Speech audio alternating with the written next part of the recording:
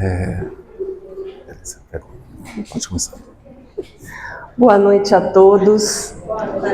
Obrigada mais uma vez pelo convite, pela oportunidade de estar aqui com vocês. Nós escolhemos para a gente conversar na noite de hoje a parábola do bom pastor. Então nós vamos refletir sobre esse ensinamento de Jesus. Passar para você dar o seu boa noite também, que você não viu. Boa noite, gente. Boa noite. Nós vamos então hoje trabalhar Jesus como bom pastor. E é interessante, se alguém quiser fazer alguma observação, comentar, fique à vontade, tá bom? Vamos começar com a leitura dessa passagem que está no capítulo 10 do Evangelho do apóstolo João. Amém, amém vos digo, quem não entra pela porta do aprisco das ovelhas, mas sobe por outro lugar, esse é ladrão e salteador. Aquele, porém, que entra pela porta é o pastor das ovelhas. A este o porteiro abre e as ovelhas ouvem sua voz. Ele chama pelo nome as ovelhas que são suas e as conduz para fora. Quando retira todas as que são suas, vai adiante delas e as ovelhas o seguem, porque conhecem sua voz. Jamais seguirão a um estranho, antes fugirão dele, porque não conhecem a voz de estranhos. Jesus lhes disse esta parábola, mas eles não entenderam o que ele estava lhes falando. Então Jesus novamente disse: Amém, amém vos digo, eu sou a porta das ovelhas. Todos quanto vieram antes de mim são ladrões e salteadores, mas as ovelhas não os ouviram. Eu sou a porta. Se alguém entrar por mim, será salvo. Entrará e sairá e encontrará pastagem.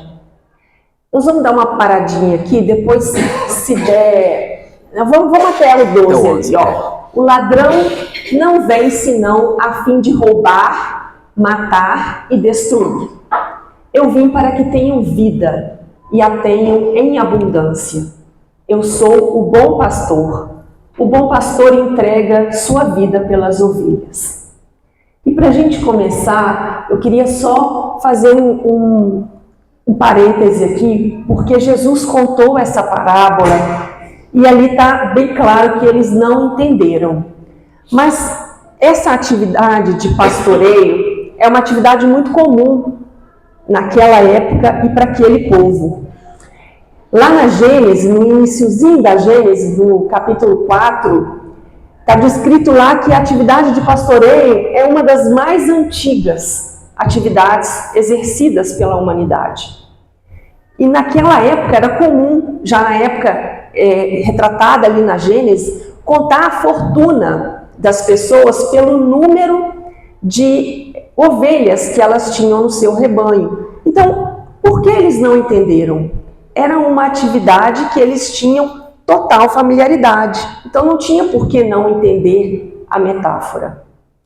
Só que Jesus estava contando essa parábola para os fariseus.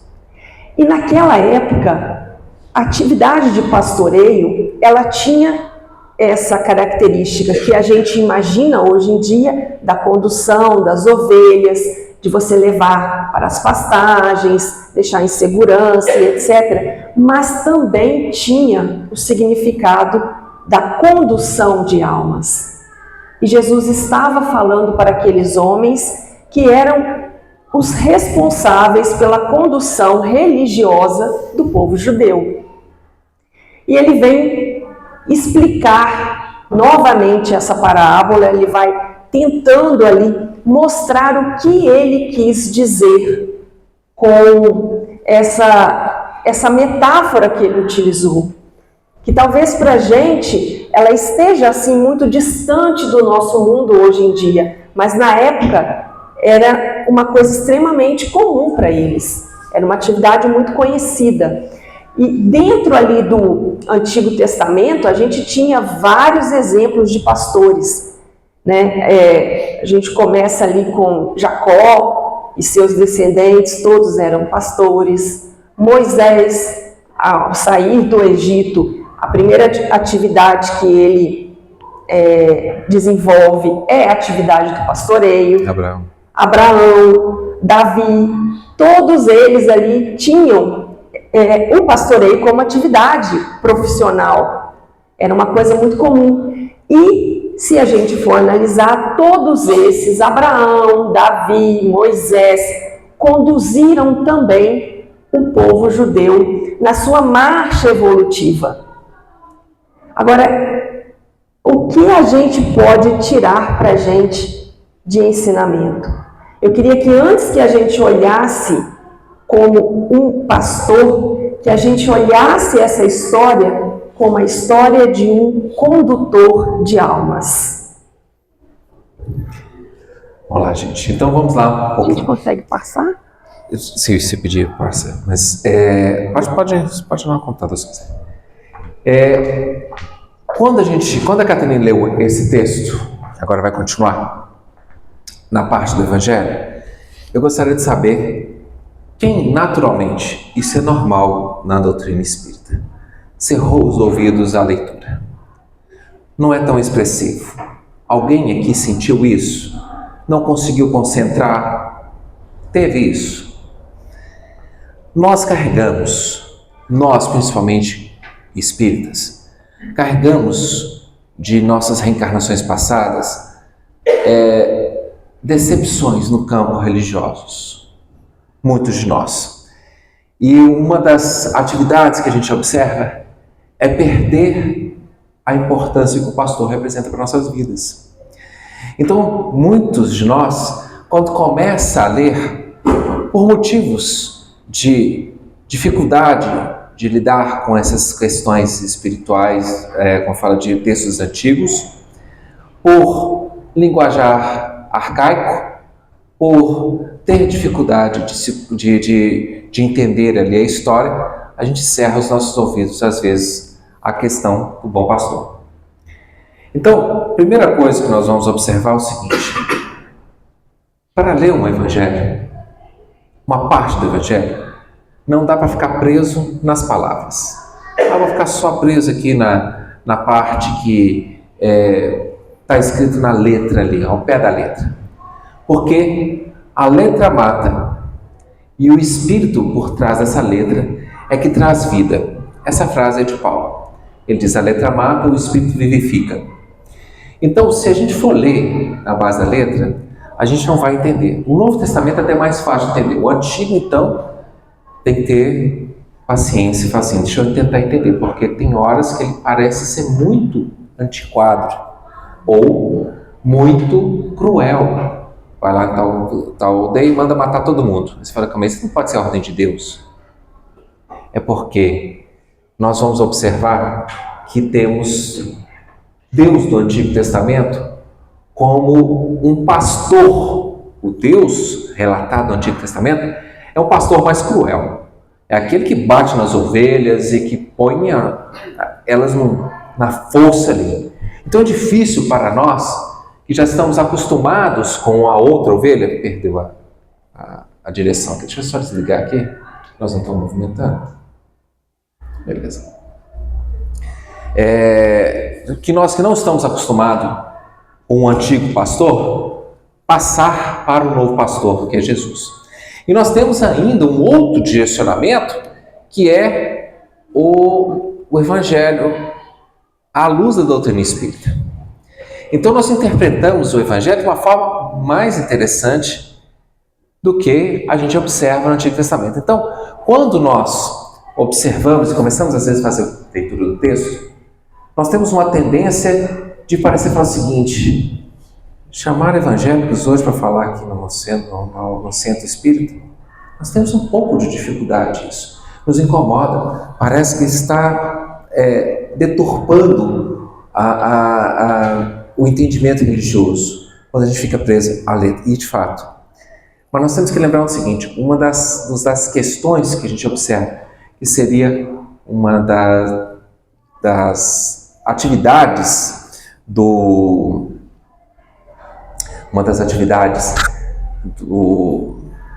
da besta do Apocalipse, né, por assim dizer, era desacreditar Jesus, tornar Jesus brega. Então, quando a gente pega e observa isso em nós, mesmo sendo espírita, nós temos que começar a ficar um pouquinho mais atentos a essa informação para não cometermos erros, tá certo? Vou passar aqui para a Catarina, que depois nós vamos voltar nesse etapa. Então, desculpa, eu perdi uma parte do raciocínio que eu preciso voltar. Então, quando nós começarmos a pegar essas informações importantes a respeito de Jesus, vamos ter paciência, ler e entender. Por exemplo, aprisco. O que é aprisco? Quando nós falamos de aprisco, nós estamos informando o quê? O local onde as ovelhas dormem, para elas ficarem mais protegidas. Então, o aprisco, ele é feito de paredes feitas de pedra, mais ou menos uma altura assim, larga uns 30 centímetros e ela não tem teto, ou seja, é um acesso a Deus. Então, ela é fechada e uma porta bem estreita de passagem, que normalmente às vezes não é porta, é só uma passagem, e quem fica na porta é o pastor. Por isso que Jesus fala, eu sou a porta, porque ele está lá na porta, você não passa por ele. Então não tem uma porta física que abre e fecha, tem Jesus ali. Você passar, você tem que passar sob o comando, entrar ou sair. Nós estamos nesse aprisco chamado planeta Terra, e aí faz a diferença, tá bom?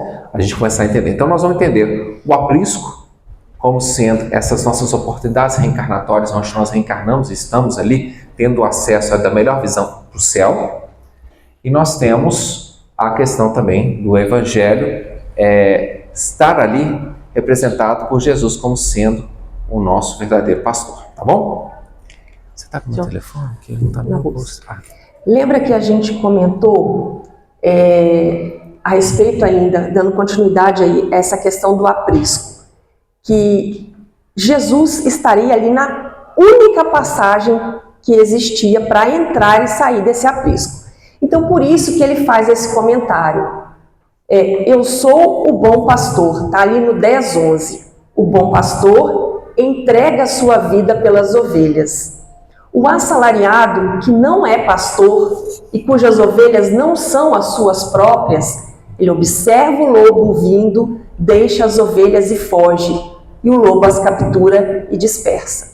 Porque é assalariado e não se importa com as ovelhas. Eu sou o bom pastor e conheço as minhas ovelhas, e as minhas ovelhas me conhecem. Assim como o Pai me conhece, eu também conheço o Pai e entrego minha vida pelas ovelhas. E aí ele faz esse comentário do aprisco agora. Também tenho também outras ovelhas que não são deste aprisco. Lembrando que ali também ele estava falando para a comunidade de judeus. Então, o aprisco dele ia se expandir pela terra toda, a humanidade inteira, não só os judeus. É preciso que eu conduza também a elas. Ouvirão a minha voz e haverá um só rebanho e um só pastor. E ali no 10, antes ele comenta que aquele que não entra pela porta é ladrão. E se a gente observar, essa porta do aprisco é muito estreita. E o restante do aprisco não é difícil de pular. Só que ali a gente estaria indo pela porta larga, se a gente puder chamar assim. Passar por Jesus é passar pela essa porta estreita do aprisco.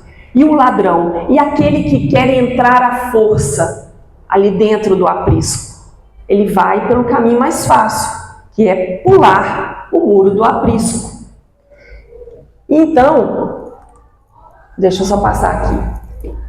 Jesus vai trazer para a gente as características de um bom pastor. E por que é importante a gente entender isso?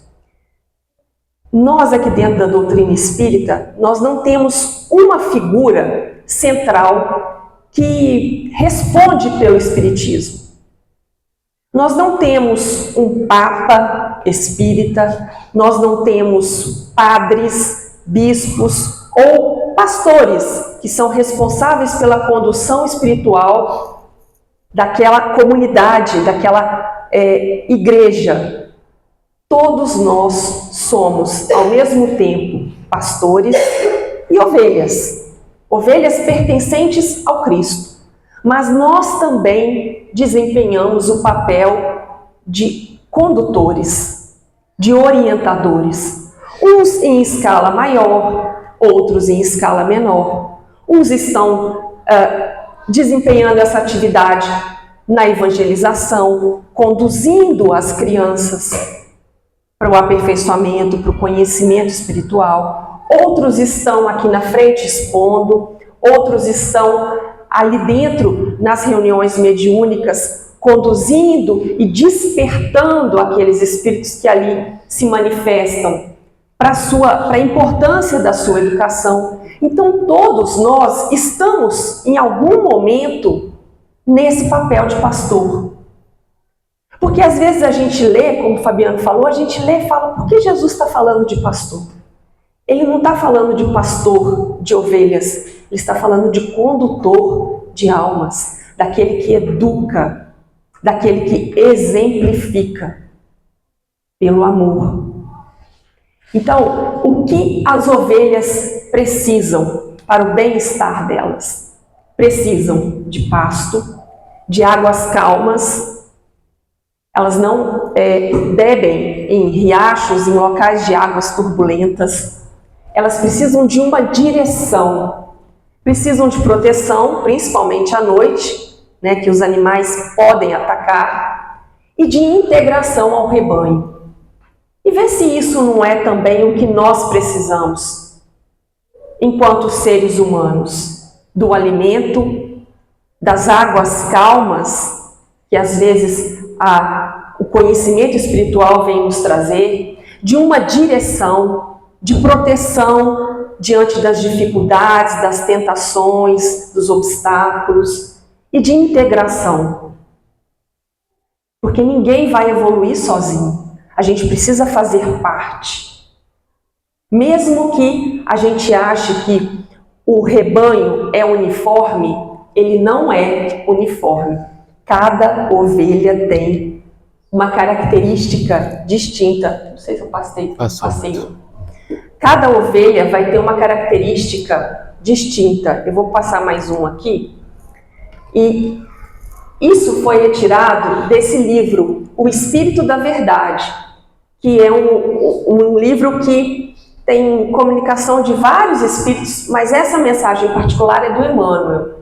Então, quando Jesus fala que ele conhece as suas ovelhas e as chama pelo nome, ele entende que o rebanho não é uniforme. Nós não somos, aqui dentro desse salão, nós não somos um rebanho uniforme. Cada um tem a sua personalidade, a sua história, as suas características. E assim também era com as ovelhas. Aí Emmanuel vem dizer que algumas ovelhas eram ativas, outras indiferentes, outras retardatárias, aquelas que eram líderes. Quem tem animais em casa consegue perceber que nenhum é igual ao outro. Nenhum filho é igual ao outro, mesmo que você crie com a mesma forma, dê a mesma educação. E Jesus, ele conhecia profundamente cada uma de suas ovelhas. E conhece ainda. Então ele vai ter um comportamento também, uma atitude diferente diante de cada ovelha. Ele vai incentivar as que são indiferentes, acalmar as impetuosas, fortalecer as mais fracas, apoiar aquelas que são mais responsáveis. E da mesma forma a gente tem que procurar agir na condução daquele rebanho que está sob o nosso comando nesse momento, seja na nossa família, seja nas atividades aqui da Casa Espírita que a gente assume, no trabalho. Comentar? Certo, então nós temos vários tipos. O Emmanuel chegou a comentar. Liga ele, acho que você desligou, não? Não. O Emmanuel chegou a comentar, né, 4 tipos de ovelhas. Mas nós sabemos que não tem muito mais. E é ruim a gente às vezes falar assim, não quero me ver como ovelha, não. Eu preferiria me ver como outro animal, uma outra analogia. Mas vocês observam que essa mensagem, que foi dita há 2000 anos, se mantém até hoje. E apesar de aqui nós não sabermos como é cuidar de ovelhas, nós temos uma noção. Primeiro, a ovelha não é utilizada para comer a carne da ovelha. O que você aproveita da ovelha é a lã, né? Então nós temos a lã, e nós também temos Allan Kardec, mas é outra coisa. Então o que acontece? Se nós temos a lã, é aquilo que vai deixar a gente mais protegido na época de frio, na época em que nós estamos sobre mais acessos às questões da natureza. E o Espiritismo, ele faz isso com a gente. Ele nos dá mais força para entendermos por que sofremos. Quando eu fui coordenador de uma cidade em Belo Horizonte, uma cidade Manuel Felipe Santiago, uma cidade que inclusive cresceu muito, chegou até 130 jovens, a gente chegou a fazer uma visita num asilo que era mantido por um centro espírita. Inclusive ele estava passando por dificuldades financeiras graves, na época que a gente foi lá. E na hora que a gente estava fazendo visita, uma senhora, isso foi na década de 90, uma senhora de 86 anos de idade, aproximou e começou a perguntar, vocês são de qual religião? Aí nós falamos, nós somos espíritas. Eu também sou espírita. Olha que interessante, a senhora tornou espírita quando? Não, eu nasci em berço espírita. Eu falei, 86 anos de idade, já nasceu espírita, então quer dizer, tem uma longa vida na questão do espiritismo. Eu falei assim, e como que foi que a sua família se tornou espírita? Meu pai e minha avó se tornaram espíritas e eu nasci, já arrumei espírita e me tornei espírita.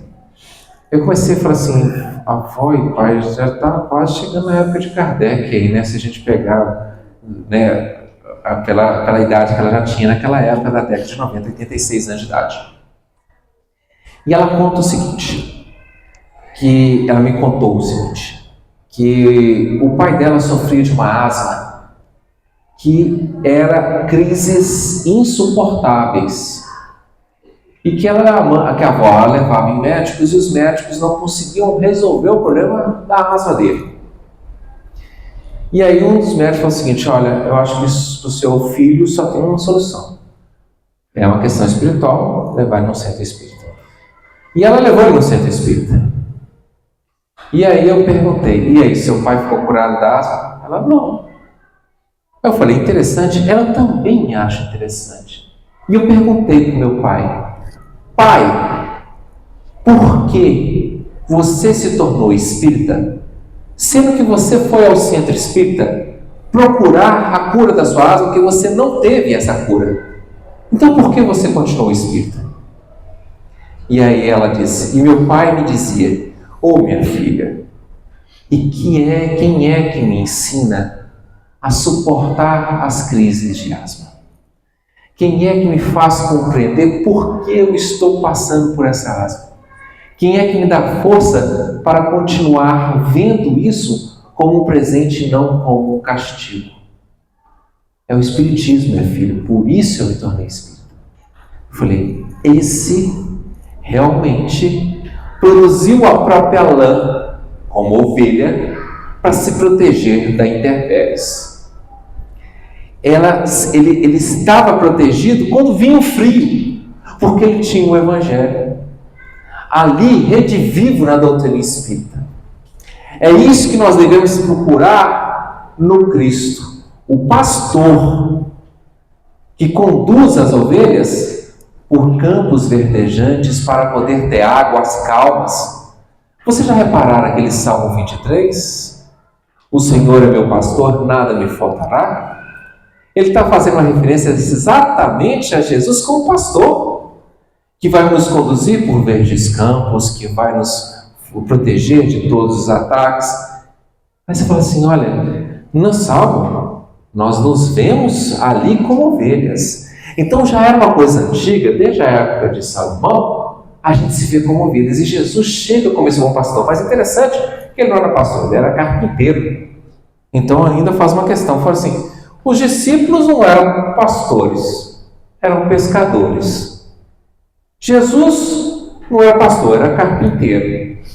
Então, daquele grupo de 12 que seguiam Jesus, mais o próprio Cristo, não tinha um pastor, mas ele usou o termo e a terminologia de pastor constantemente.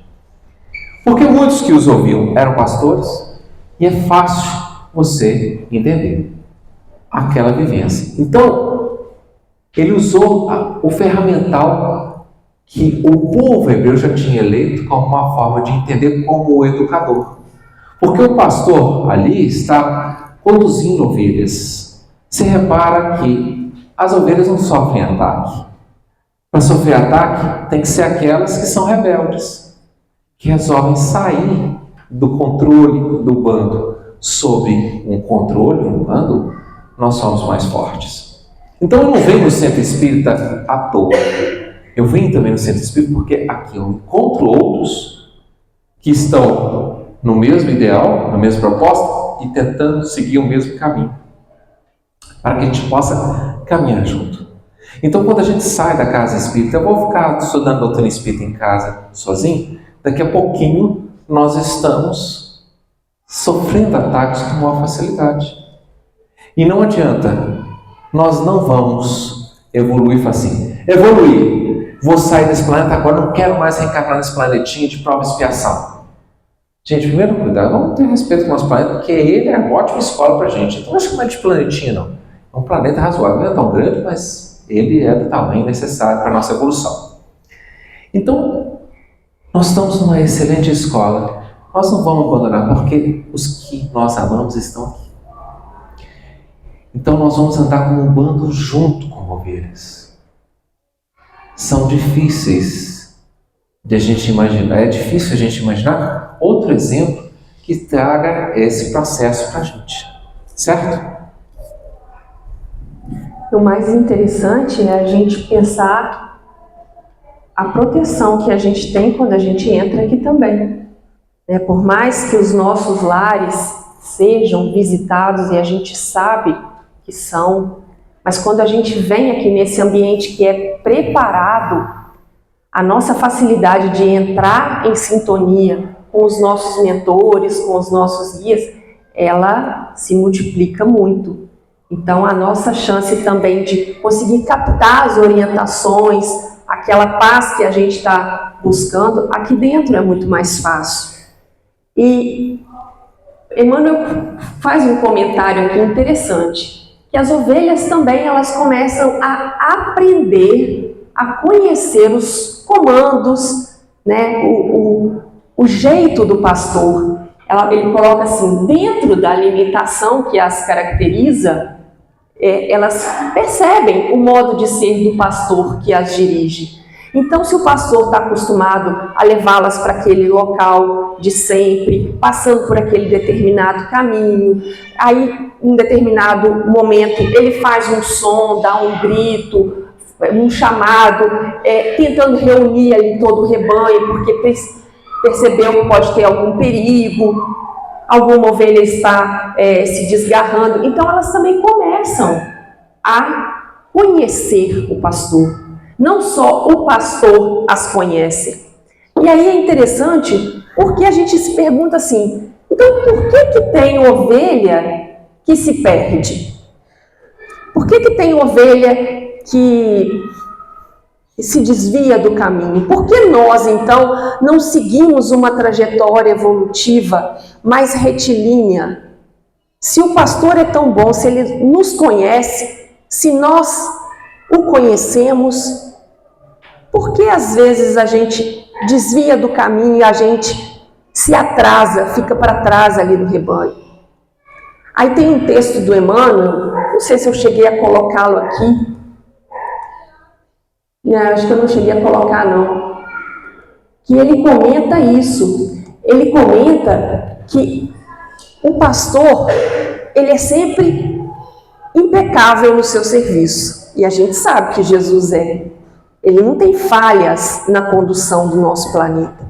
Acontece que nós, enquanto ovelhas, às vezes nos encantamos com os pastos vizinhos, A gente se ilude achando que o sabor daquela grama é diferente do sabor da grama que o pastor está nos oferecendo, né, que nos direciona. A gente se impressiona com os outros pastos e a gente acaba se desviando, se iludindo, se enganando. Mesmo o pastor chamando, mesmo o pastor tentando nos trazer de volta, a gente se torna indiferente ao seu chamado.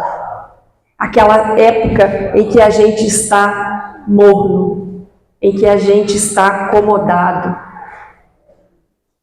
em que não há aprendizado, em que não há mudança.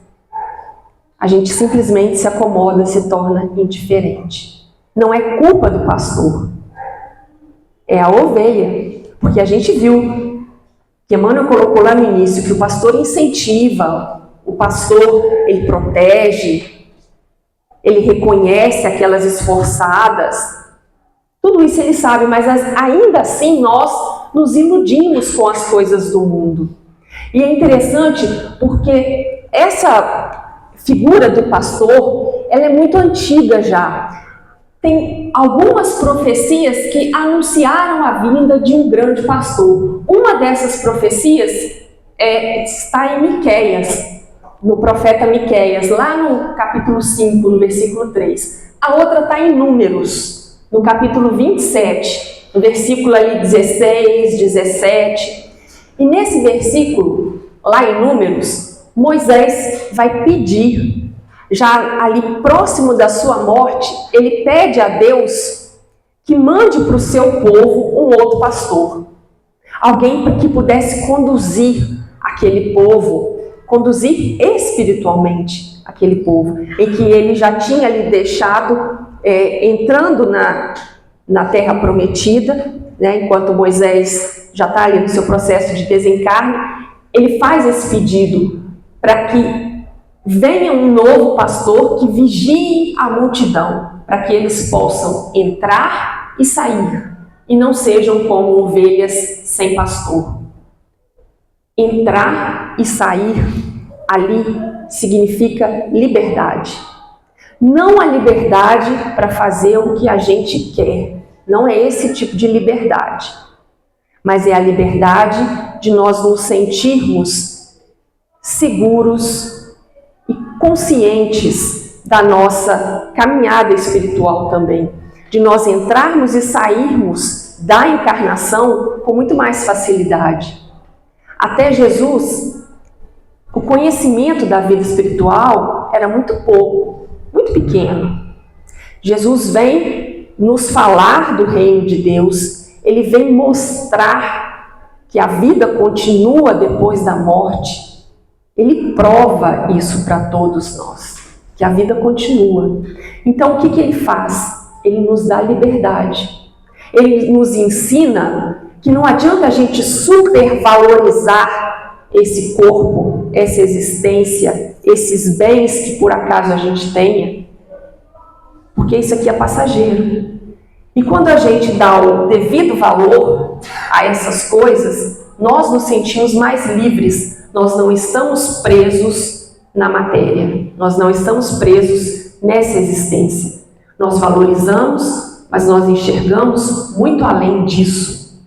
E aí Pedro vem dizer, na sua primeira carta, ele coloca Jesus como o supremo pastor. Ali tem algumas traduções, sumo pastor, supremo pastor, arquipastor, depende da tradução que a gente pegar. Então Jesus, ele sabe o que está fazendo na condução de cada um de nós. Agora cabe a gente ouvir o chamado. Alguém quer fazer algum comentário?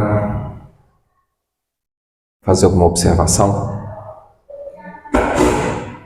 Aí alguém quis, mas a gente não entendeu, né? Bom, olha só. Nós estamos falando de Jesus. Alguém que se mostrou uma ovelha bem criança. Porque ele era o cordeiro. E cordeiro é o nome da ovelha. O filhote de ovelha é um cordeiro. Então Jesus não mostrou só que ele era um pastor, mas mostrou-se também como cordeiro. E o cordeiro é aquele que entende que está sob um controle e não é, e inclusive é aquele que mais obedece, né? Manda ir mais junto do bando, porque ele precisa da proteção do bando. E a gente percebe que mesmo como cordeiro, 12 daqueles que o amavam, no momento em que um vacilou e o traiu, os outros 9 fugiram e somente um estava presente ali do lado dele. E, no entanto, na sua última lição, a nos ensinar de braços abertos, sofrendo dor, porque ele não estava só de braços abertos a mostrar o que ele veio a propor para o mundo, as suas mãos estavam atravessadas por cravos e os pés também. Numa posição inclinada, uma plataforma inclinada, para que ele não pudesse sustentar o próprio corpo, para que o peso de todo o seu corpo, forte, ficasse apenas sobre uma das pernas. Por isso que um pé era colocado em cima de outro pé para o cravo atravessar. Uma plataforma inclinada. Porque quando as pernas não aguentavam mais sustentar o peso, elas cediam ao peso e os braços presos na cruz levantavam e o diafragma não permitia mais funcionar e aí ele começava a sufocar. Para uma pessoa de 33 anos de idade, a perspectiva de tempo, de acordo com alguns relatos de crucificação romana, o tempo de vida de uma pessoa nessa condição era de 48 horas sofrendo. Jesus ficou na cruz 3 horas, porque ele era o cordeiro. Ele aceitou. Eu já me perguntei isso. E eu acho interessante trazer um pouquinho para a gente pensar. Chega alguém para mim e fala assim: ô Fabiano, nós vamos colocar uma cruz no seu ombro e você vai subir o morro mais difícil aqui, de Cataguases, levando ela nos ombros, que pesa aproximadamente 70 quilos, até lá em cima. E eu, curioso, vou perguntar: por quê? Porque chegando lá em cima, nós vamos te crucificar nessa cruz que você levou até lá em cima. Deixa eu captar aqui, um minutinho. Vou fazer uma conta aqui. Tá. E se eu não quiser? A gente mata. Agora ou depois? Agora rápido ou depois 48 horas? É difícil escolher, né? Olha, se vocês quiserem espetáculo, vocês vão ter que me levar, mas de táxi com ar-condicionado até lá em cima. Não vou levar esse negócio nas costas, não. E o cordeiro? Levou. Jesus levou uma cruz de 70 quilos, depois de ter levado várias chibatadas nas costas, que era um flagelo que tinha 3 pontas afiadas que batiam nas costas. O Santo Sudário mostra a posição dos 3, eles pegaram flagelos lá das chicotes, das pontas de chicotes da época romana, e bate direitinho com o Santo Sudário. Cravado na cabeça dele uma coroa de espinhos, que os espinhos eram tão grandes que chegaram a furar o osso. Ele aceitou isso tudo. Levou a cruz acima. Teve a ajuda de um estranho.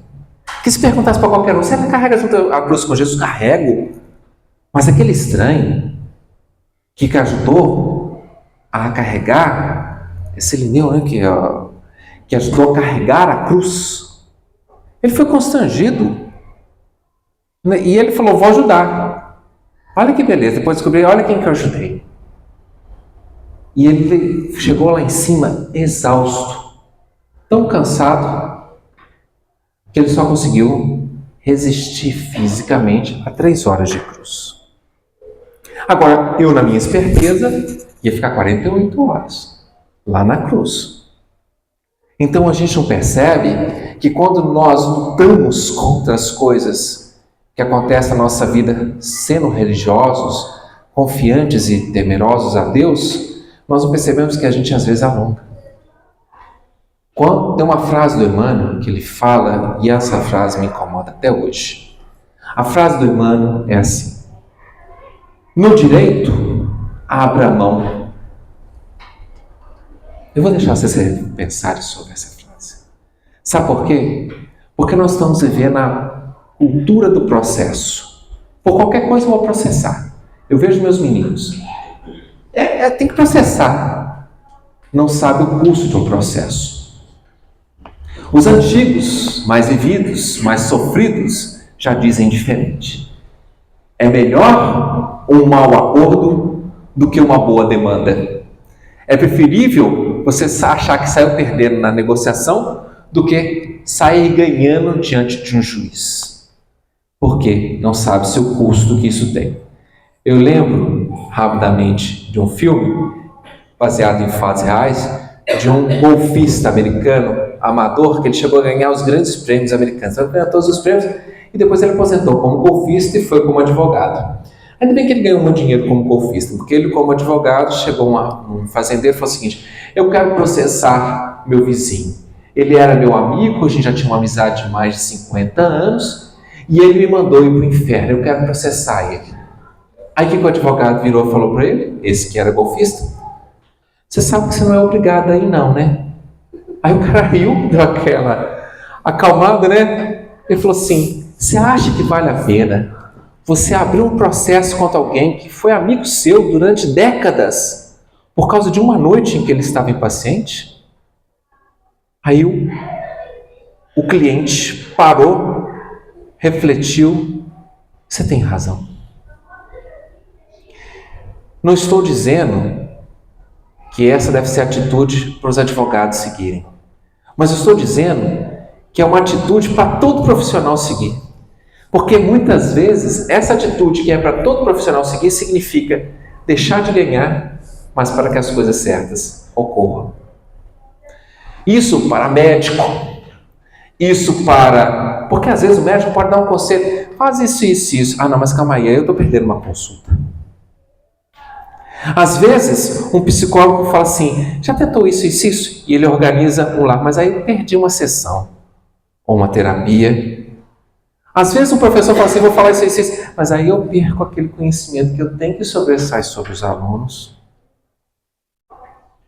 Lá no fundo, nós não queremos aprender com o mestre, o pastor, aquele que orienta as ovelhas. Ele quer o bem para as ovelhas, e como a Catherine disse, ele dá a sua vida pelas ovelhas. Então é aquele que ele faz o seguinte: não é o lucro em primeiro lugar. Então não é tudo eu vou processar. No direito, abra mão. Tem um caso que é verídico, que aconteceu no estado do Rio de Janeiro, no município de Casimiro Cunha, que tinha uma fazenda tão extensa que chegava a ter terras até no município de Macaé, de um pai que tinha vários filhos. E quando o pai morreu, os filhos se engalfinharam diante da herança, menos um. Esse um disse: eu não vou brigar com vocês pela minha parte na herança. Me vejam o que me cabe. Já que ele não quer, né? Vamos fazer a divisão entre nós e o que restar é dele. E aquela fazenda que é toda plana, que hoje a 101 corta ela, foi dividido entre os irmãos, de forma brigando para se chegar a um acordo. No final, viraram para o irmão que não quis brigar: para você restou essa terra, uma pedra que tinha dentro do terreno. Sabe quem conhece ali o Rio de Janeiro, sabe que as montanhas ali, os morros ali, é uma pedra pura. Ele falou: é isso que me cabe na minha herança? É. Tudo bem. Não brigou com ninguém, não reclamou. Mas nós temos que lembrar que tem mais Deus para corrigir injustiças do que qualquer coisa que a gente imagine. Por isso, no direito, abra mão.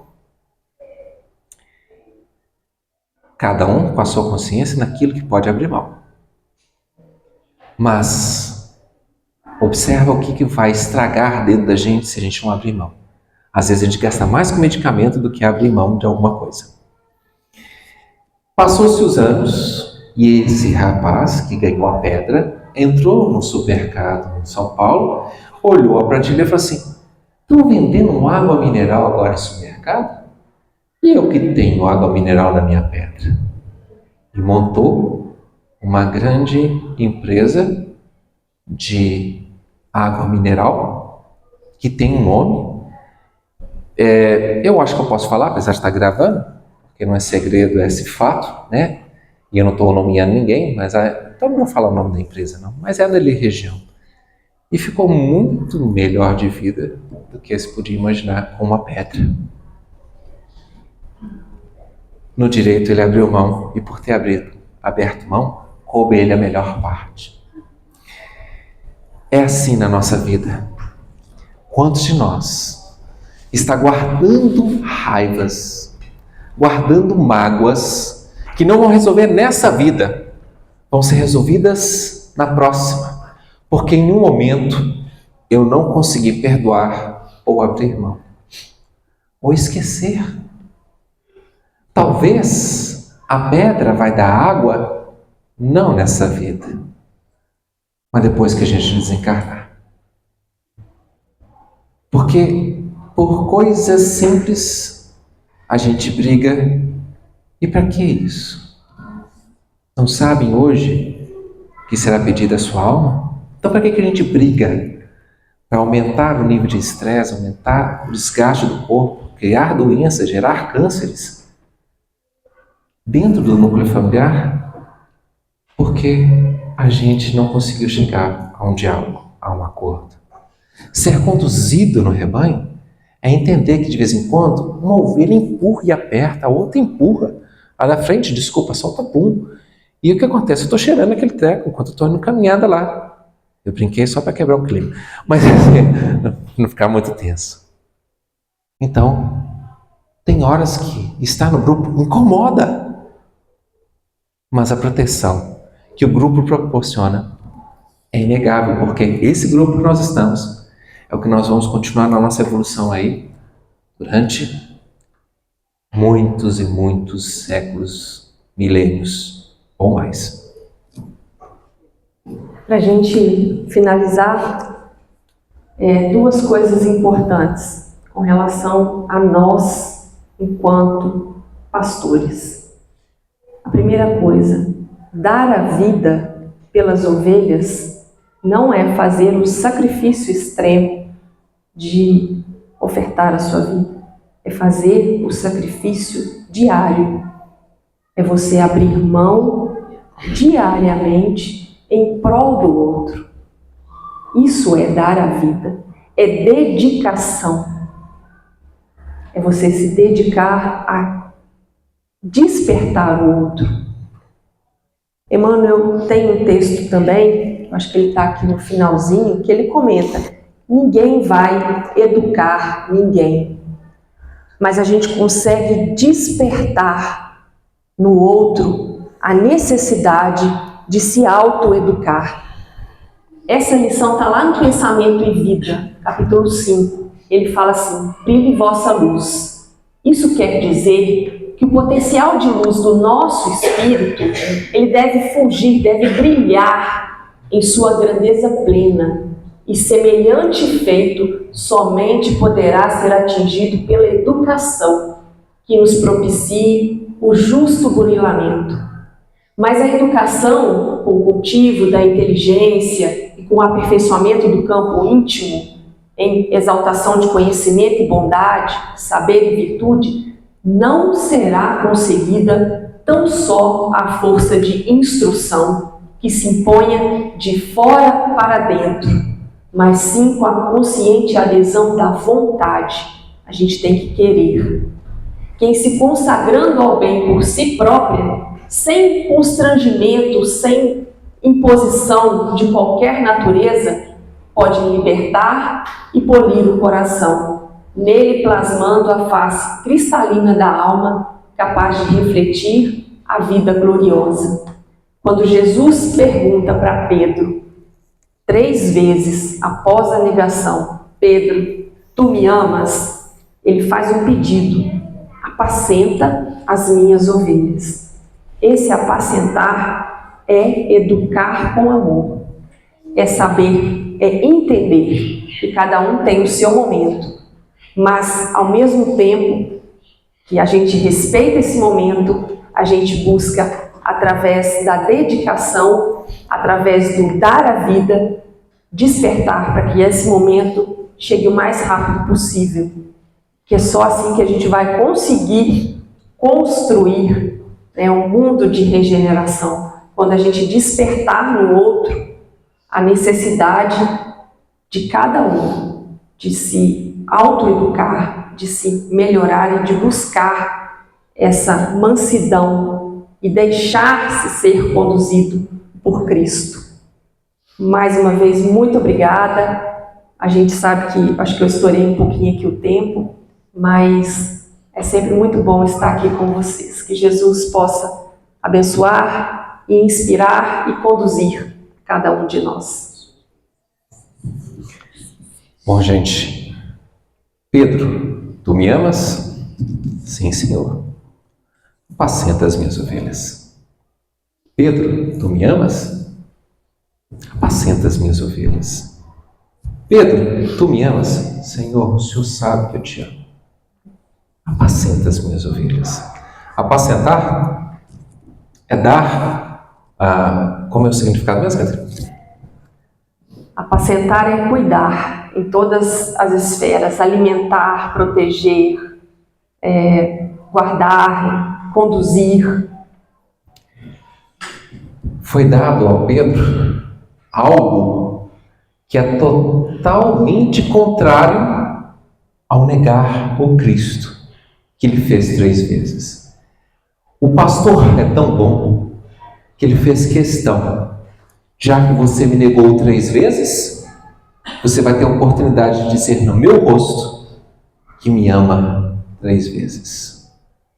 E a forma que a gente tem de mostrar para o mestre, para o pastor, que nós o amamos profundamente, é apacentar aqueles que estão aos nossos lados, aquelas ovelhas que caminham junto conosco, e que tem momento em que a gente pode dar o nosso calor através dessa lã, que nós podemos dar nosso entendimento, nossa paciência, nossa busca, para que todos nós tenhamos verdes campos, água pura, para conseguirmos vencer e mudar esse planeta, porque o Senhor é um bom pastor.